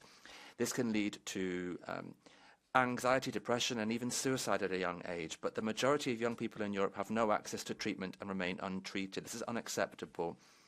Finally, it's important to mention that more than 1,500 children have died or gone missing when fleeing the Mediterranean. Thank you. Deine blaue Karte. There is a blue card for you von Siegbert Dröser. Will you accept that blue card? Sie müssen es akzeptieren zuerst. Ja. You have to accept it first of all. Mr. Drose. 362.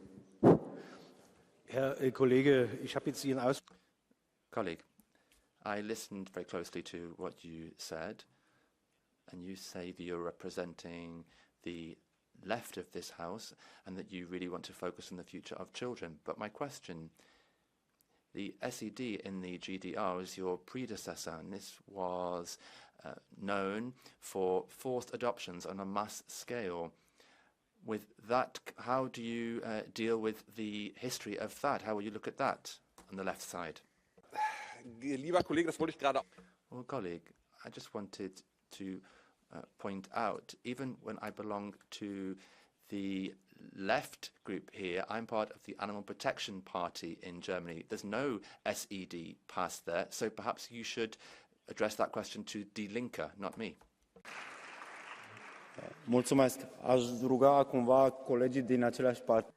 Thank you. I would like to kindly ask colleagues from the same parties or political groups to not ask each other questions so that they can speak for longer. Mrs. Ripa has the floor. Kinder in Europa und Children in Europe and worldwide are too affected by mental health and less access to education, for example.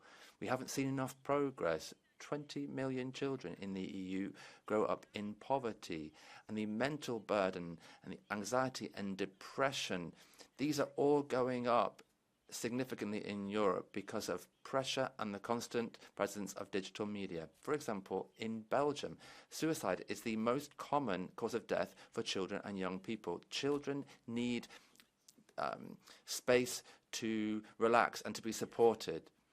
Children expect a proper future to be offered to them, and therefore for that we need a healthy planet. We need to bolster children's rights, and when taking political decisions they need to be considered more, and we need to have an impact assessment for children's rights when developing policy, focus on preventative measures and focus and invest in more care. Our children deserve that, and the future demands that of us. Thank you.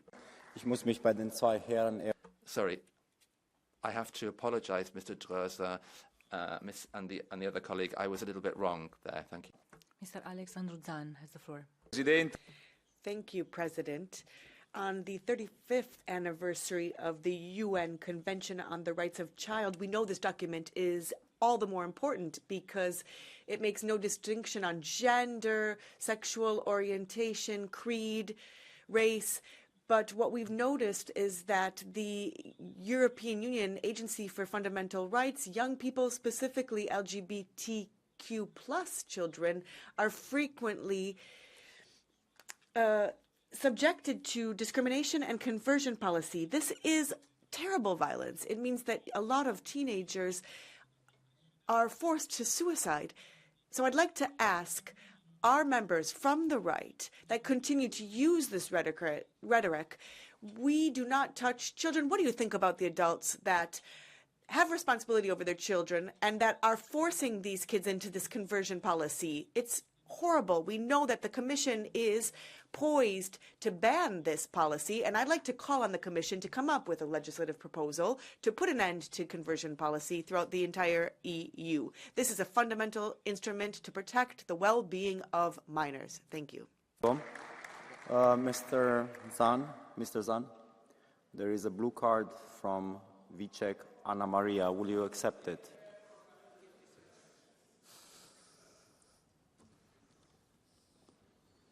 Thank you. I would like to ask you, since you have been talking about LGBTQI plus children, do you know that psychologically speaking, we cannot talk about LGBTQI children because there is no such thing in psychology, there's no such thing as gender identity in children up to the age of 25. When will you accept that children cannot be subject to the LGBTI propaganda? Thank you.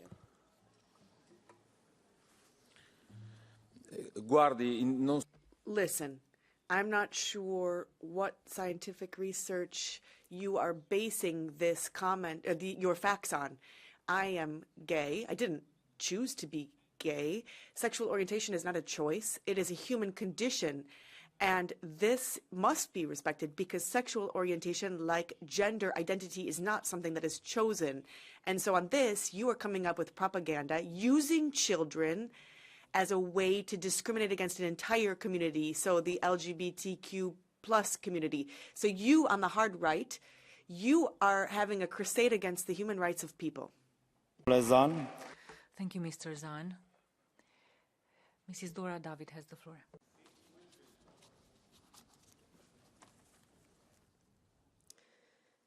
Nem fejezem ki magam online. I won't express myself online because I'm afraid that I will be harassed. It's quite scary to know how much money these online companies have.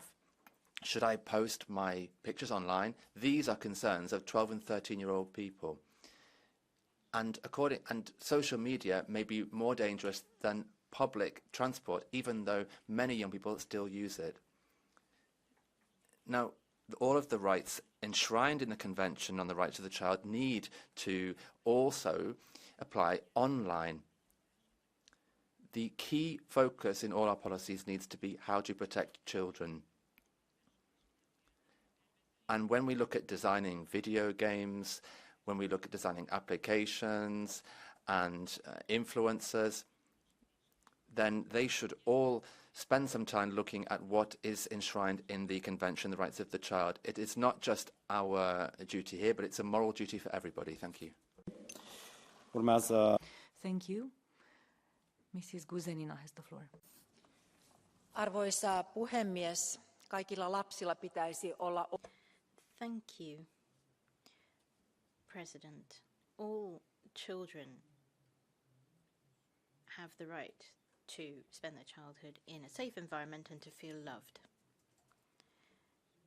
Children should play, have social contact, move around. Unfortunately, these days we see increased isolation, harassment, and behavioural disorders are multiplying amongst children. We have figures that prove this. Instead of social contact, children live out their encounters online in a virtual reality. This concerns all children in all member states. We must put an end to this, and we need to ensure that children start playing again. If we don't do this, a real tragedy awaits us. I would like to express thanks for what has been done so far, but I'd like to plead with the Commission to do everything in their power to prevent harassment of children, and we need to put all our instruments at use to guarantee our children. Now the floor goes to Mrs. Chinichi. Please know that the Catch the Eye procedure has been closed. We have many speakers. We do not want to delay the votes. Thank you. Thank you very much. Thank you, President, Commissioner. The 20th of November, we celebrated the 35th anniversary of the UN Convention on the Rights of the Child, a historic text that recognized children as right holders and came up with legal responsibilities of signatory states to protect all the rights of all of the children, to make sure that they can develop in a healthy way. And yet today, children do not see their rights respected. Those who lived in conflict, those who are subjected to psychological and physical violence or online abuse, those who are not in school and that are living in poverty and in social exclusion. The UNICEF report of February 2024 leaves us incredibly upset. We can see that there is a huge proportion of children, 20 million, that are at risk of poverty, and that's just in Europe. This is unacceptable. We all have a moral duty, in addition to our legal duty, to listen to the voice of children and to do something to protect children. That is our priority. Thank you. Mr. Assis has the floor. Muito obrigado, Sr. Presidente. Thank you, President, Madam Commissioner. Guaranteeing each child access to fundamental rights is not just a moral duty for all of us. It is the key to a fairer, more tolerant and brighter world. Children who most suffer with physical and mental violence from adults take this out on others. We see children suffering in Gaza, Ukrainian children deported to Russia, Afghan girls suffering under the Taliban, and children fleeing the civil war in Sudan. Children are suffering in Europe too. Childhood poverty affects almost 20% of our children. Access to education is unequal, and migrant and refugee children continue marginalised and far from their parents. So we still have a long way to go to promote and protect children's rights. That is why it is important that we highlight the anniversary of this, the most important of conventions of the UN. Thank you. Muito obrigado. Urmează Jessica van Leuven has the floor. Thank you very much, Chair. Dear colleagues, I wrote a speech because I thought we were going to talk about how to strengthen children's rights in Europe. So I brought ideas and I was optimistic. Let's talk together. What can we do? But instead I come here and the only thing I hear is one side, the other side fighting with each other. Say, yeah, you're right, you're not right. If we are not able to overcome our political differences for the sake of our children, for the sake of the children of Europe, then I am very, very, very sad. Look at this room. The future of the children of Europe. Who is here? Well, thank you for being here, but everybody that's not here, why are you not here? Unbelievable. I mean, it's like there's nothing going on in Europe. We have mental health issues. We just had a debate yesterday on the recruitment of minors for criminal activities. Nobody's here. I am the mother of 4 children, aging 5 to 15. And I am very, very concerned for their well-being. So I invite you all, get over these political differences and work towards a solution and to real ideas to strengthen children's rights in Europe. If you want to have any suggestions, my speech is here. Thank you. Mulțumim. Thank you. Mika Altola has the floor. Or Mrs. Rep, I apologize. Mrs. Rep, you have the floor. Vielen Dank. Thank you. We children have rights as well. And young people are very important, but unfortunately, it's not as clear as this should be. 35 years ago, the United Nations Convention on the Rights of the Child was adopted. But in the EU, 25% of children are at risk of poverty, 17% in Germany. And in 16 member states, since 2023, poverty has gone up according to research. But this convention needs to be implemented consistently. It needs to promote integration and protect people against violence. Your origins cannot determine your future. We need to have healthcare, to have education. These are opportunities for a safe life. And in doing so, we will strengthen Europe and the future of Europe, because children have rights, and that is clear. Thank you. Mulțumim. Urmează acum Mica. Thank you. Now you have the floor, Mrs. Altula. Arvoisa puheenjohtaja, komission edustaja. President, Commissioner, ladies and gentlemen, children are our future, and that's clear. Perhaps they are the most important thing for us, but unfortunately, in Europe, children's rights are violated and they're treated in an inhumane way. Look at the hate against Ukraine from Russia, with millions of children that have disappeared, that have been abducted, that are located now somewhere in Russia. What needs to be done to find them? Now, I believe that we need to look at the past and see that, yes, we have done a great deal, but we need to react against this Russian terrorism, against Russian violence. My grandmother said that violence kills fish in the rivers, it kills wheat in the fields. We need to stop this violence and ensure a future for our children, and I hope that we will do that in a more... Thank you. Now the floor goes to Javier Moreno Sanchez from SD. Thank you very much, President. Dear Commissioner, the best way to celebrate this important anniversary is to act and invest. Invest in fighting child poverty. Around 20 million boys and girls in the European Union, 1 in every 4, are at risk of poverty or social exclusion. Additionally, we have to look at the lack of opportunity and any abuse, whether it be physical, emotional, etc. After the pandemic, we've seen also that the mental pressure has been great for young people. Now, the DRAG plan looks to boost competitiveness in Europe. And the most important thing, however, would be to look at investing in people and boys and girls and getting them out of poverty, investing in education to develop their skills and their hopes.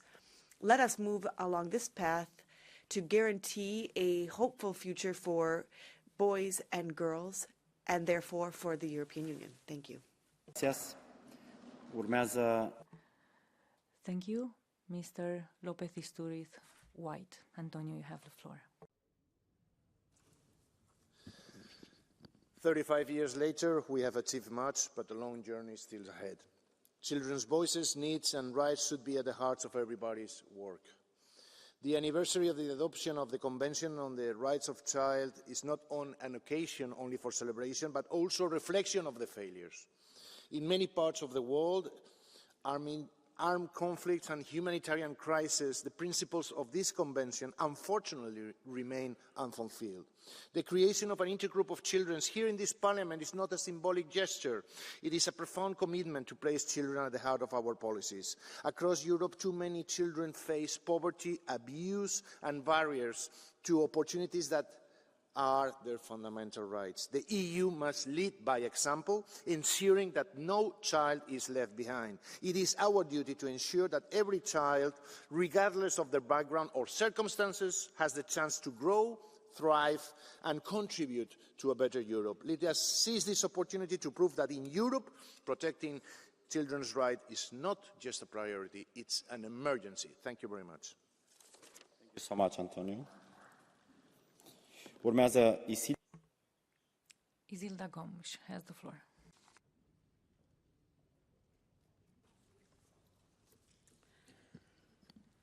President,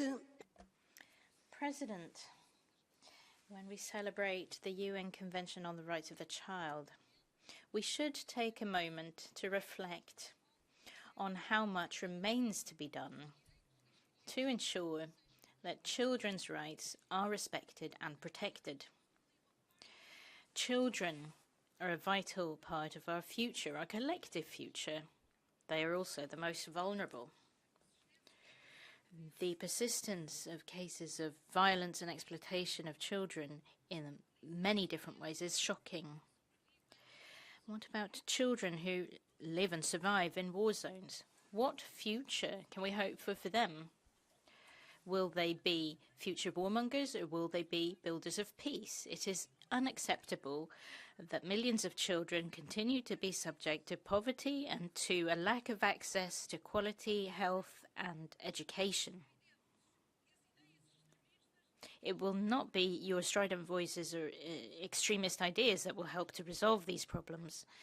Therefore, the European Union and this Parliament must act decisively to confront these problems to ensure that no child is left behind. Thank you. Thank you. Mr. Mark Rosembere closes the list of speakers. Gracias, President. Thank you, President. Commissioner, children and young people are the future. We've always said that. And this future depends on the opportunity that we offer to them. Do we want a future of inequality, or do we want to work together to have a society that is fair and equal, to protect and promise to children everything they need to develop as individuals? And education, health are the driving forces of equal opportunities. All children have to have access to free, obligatory education that is accessible. Wherever they come from, no gender, no socioeconomic background should stand in this way. And moreover, we must protect their health and their physical and mental well-being. Cyberbullying has an impact on children in schoolrooms, and it impacts their development. 24 hours a day they have a mobile phone in their pocket. We have to really address this for the future of our children. Thank you. Thank you. We will now take HDI interventions to the extent that the time allows it. We will start directly. You only have 1 minute. And we start with Mrs. Brignac from EPP. Dear Mr. Chair, Madam Commissioner, dear colleagues, today we mark the 35th anniversary of the UN Convention on the Rights of Child. It is a historical document that acknowledged children as the bearers of their own rights. As MEPs, we're proud of the European Strategy for the Right of Children and the guarantee which fight against poverty among children. I have to stress the revision of legislation concerning the sexual harassment of children online and offline.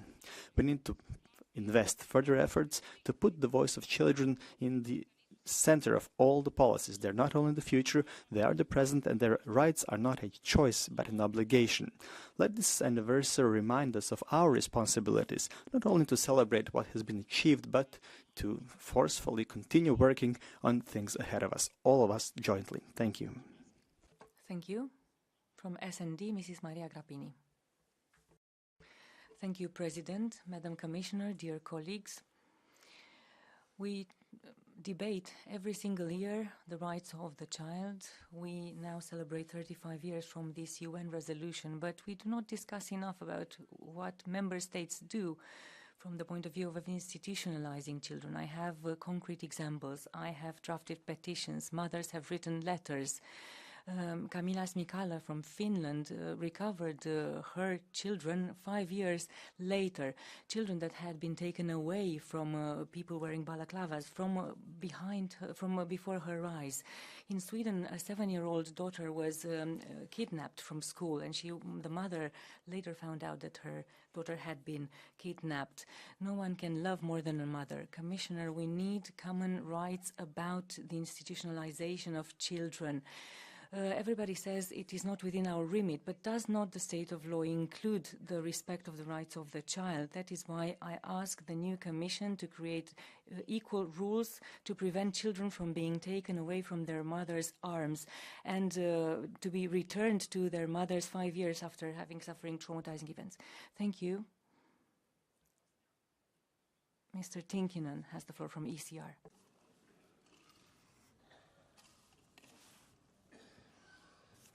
arvoisa puhemies.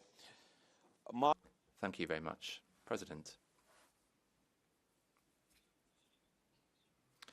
Here we have a global convention, a convention which protects the rights of children. Children need to be protected against all forms of violence.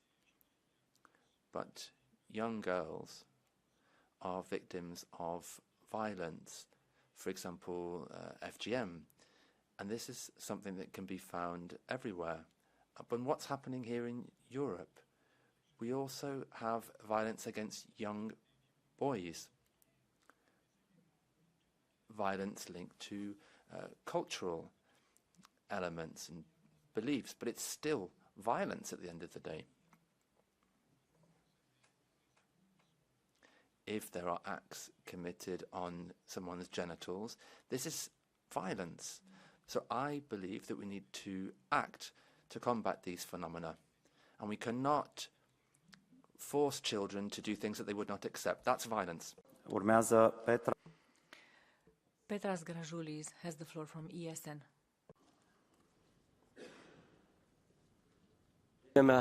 Europa. Europe, you're killing your children. You're killing them in ethical sense. I grew up in the Soviet Union, and I didn't know what was a homosexual. When we became independent, it was only then I realized that in our schools, children were told that homosexuality is a virtue. In the Bible, 114 times God condemns homosexuality, and the Apostle Mark says that those who show an evil example to a young person will perish, and they will be punished with an enormous stone attached to their neck, and they will eventually be rolled off a hill, and they'll drown in the sea. And it seems that we forgot about it. We threw away our Lord. Hate speech. This is not a time, this is not the proper place or time to promote hate speech against a minority. There are limits to freedom. No hatred here, please. Thank you. Sousa Silva Helder. Mr. Helder Sousa Silva. President, colleagues, the 35th anniversary of the UNCRC, which gave the right to quality education to children. Now, the report on the Commission last year on education, there are only 2 countries, Cyprus and Croatia, that didn't have a lack of teachers. This is a huge obstacle to the access to education and to full development of our children. Luckily, Portugal is making progress in this issue. We decreased the number of children without a teacher significantly, yet we know that there are still children without teachers. Therefore, we cannot stop, and we have to improve the conditions, work conditions of teachers to make it more attractive to future teachers. Education is the best way to a social advancement. Therefore, we must make sure that our children... Thank you. Mr. Sieper has the floor. Lucas. Thank you. Dear colleagues, I will start in German, then switch to English. Sehr geehrte Damen und Herren. Ladies and gentlemen, well, I'd like to echo what Ms. van Leuven was saying. She was calling on us to overcome these political battles. Over the past few years in Germany, there's been an attempt to enshrine children's rights in our constitution, and it was the political battles of the parties which meant that we had to give up on those ideals, and that is ridiculous. For the colleague that unfortunately left, who had the audacity to actually call the education system of the Soviet Union a better place than Europe, and then add up by quoting the Bible. To you, sir, as the Christ, I say you are wrong, and God has tears in his face because of the zealotry that you put out in this parliament. Thank you. Mulțumesc și ultimul vorbitor al zilei. Thank you. Last speaker during this procedure, because we have no more time, Mr. López Aguilar. Presidente, comisaria Dalli, como se pone de manifiesto. President, Commissioner Dalli, as you can see, the intensity of this debate on the 35th anniversary of the CRC, it means that we have nothing to celebrate. We have imperative challenges facing us in this term. First of all, the 20 million children facing social exclusion, which means that we have to implement the child guarantee with sufficient funding from the European Social Pillar. Second, given the rampant abuse of minors in sexual abuse networks, we must demand a joint council position. Parliament has approved the decisions on child sexual abuse online. Third, the Asylum and Migration Pact. We haven't looked at the rights of minors and redistribution. That is urgent. In the outermost regions, such as the Canary Islands, there no solidarity from remaining autonomous communities in Spain to redistribute people. We need solidarity and respect for the rights of all the minors who arrive at Europe's external borders. Thank you. Thank you. Commissioner, you have heard many opinions. We wait for your answer now. Thank you. Thank you, President, and thank you, honourable members, for this debate. I am very grateful for this exchange, showing the centrality of children's rights across EU policies as fundamental rights enshrined in the EU Charter. Upholding children's rights is a strategic investment in more resilient, stronger and inclusive societies. I am very grateful to the European Parliament, Member States, international and civil society organisations at EU, national, local levels, our partners at UNICEF and the wider United Nations system for the hard work to advance children's rights during this mandate. My warmest thanks goes to the children, of course, who clearly spoke out on what they expect from the EU. The 35th anniversary of the UN Convention on the Rights of the Child is a milestone. It reaffirms our collective commitment to ensuring that every child can grow up and strive in a world that is just, that is fair, that is safe. Upholding the children's rights remains our joint EU priority, underpinned by intergenerational equity and solidarity for present and future generations. As we move forward, we need to strengthen existing frameworks by fostering greater collaboration among member states, enhance resource allocation, and ensure that our legal and policy reform translate into real-world protections. In reflection, the progress this Commission, together with the European Parliament, the European and global child rights community, and with children, has made it in advancing children's rights, leaves a legacy that transcends political cycles. Thank you. Mulțumim mult. Thank you very much, Madam Commissioner. This debate is now closed. And there is one last point on the agenda before the votes, the declaration of the Commission on foreign interference and espionage by third country actors in European universities. Dear Helena, please come back to the lectern to open this debate. Thanks again, President. And honourable members, I thank you for this opportunity to discuss such a crucial topic for our sovereignty, security and values. The presence of third country nationals, whether staff or students within Europe's universities, is substantial and well embedded in our practices. These students and staff are, of course, very welcome in Europe. International diversity brings an important added value for the institutions themselves. And foreign students, upon completing their degrees, could become part of a highly attractive workforce for Europe.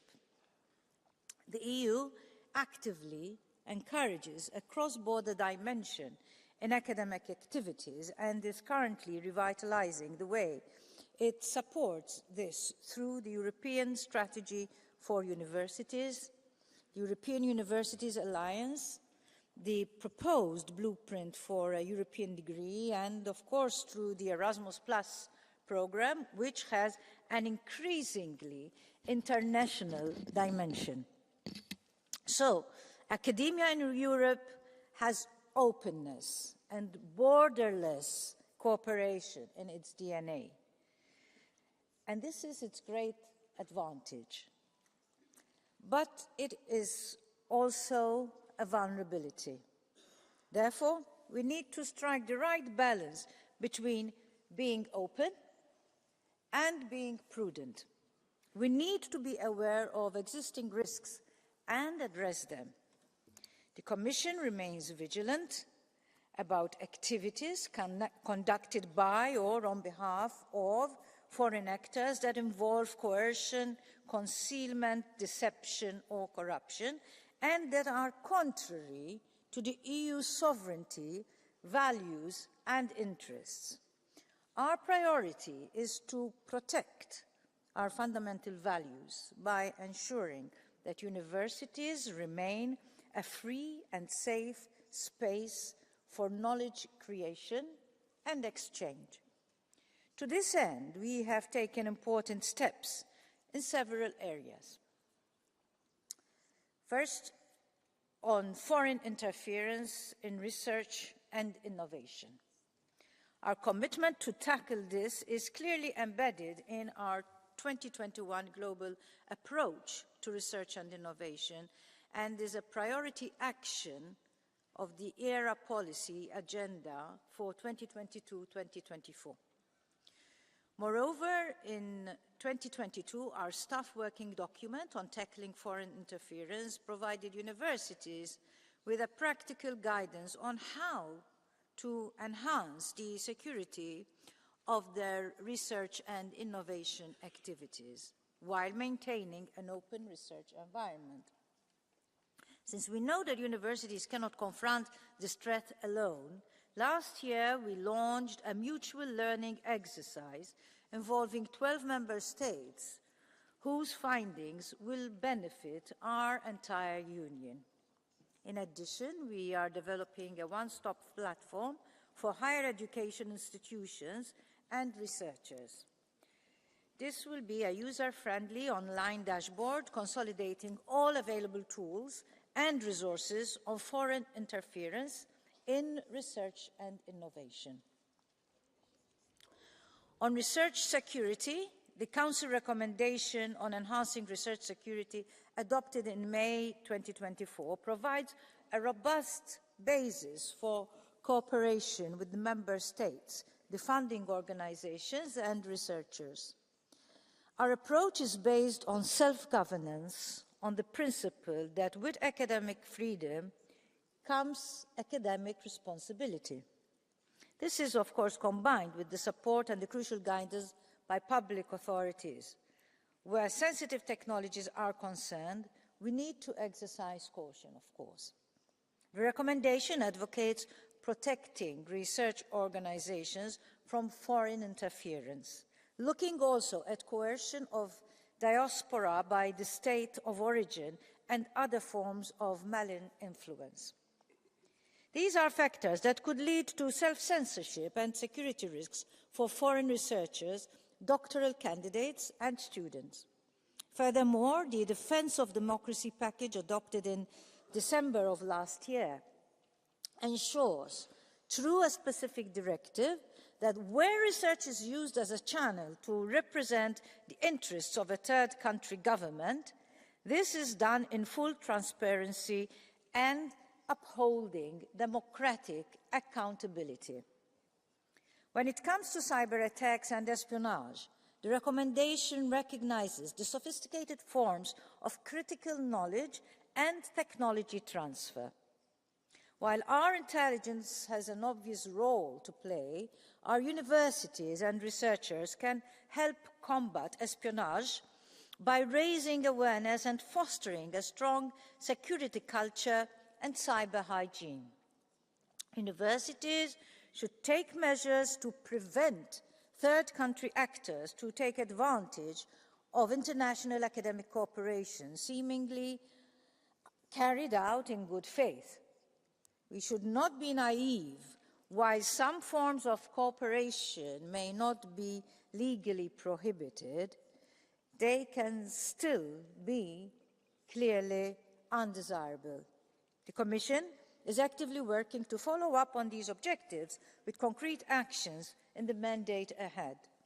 For example, in line with the Council recommendation on enhancing research security, we will establish a European Centre of Expertise on Research Security, contributing to creating an EU-wide community of practice and maintaining a structural dialogue with stakeholder organisations and developing tools to support research performing organisations to perform due diligence into prospective partners. The EU is a staunch defender of academic freedom, freedom of scientific research, and the autonomy of institutions, which is the third area where we are taking important steps. While tackling foreign interference, we must remain firm in upholding fundamental values like institutional autonomy and academic freedom. This is why, as we take measures to counter these threats, we must also pursue initiatives to protect and promote the freedom of scientific research. In this respect, I welcome the European Parliament resolution on promoting and protecting the freedom of scientific research in Europe, adopted earlier this year. In support of a potential proposal, the Commission launched a study in September to collect all the necessary evidence. The study will analyse existing relevant legal frameworks within and beyond the EU, gathering input from key stakeholders to better understand the current state of scientific research freedom. It will also build on initiatives such as the European Parliament Monitor on Academic Freedom and the Academic Freedom Index. I thank you. Mulțumesc, dragă Elena. Thank you, dear Helena. We now open the debate on the foreign interference and espionage with Mr. Zoltán Tár from EPP.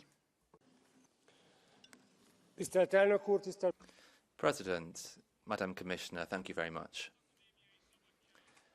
Academic freedom is a very important part of Hungary's and Europe's cultural legacy. Europe's enemies have always attacked academic freedom, and unfortunately, I have to say that in Hungary, the current populist government is carrying out those attacks on academic freedom.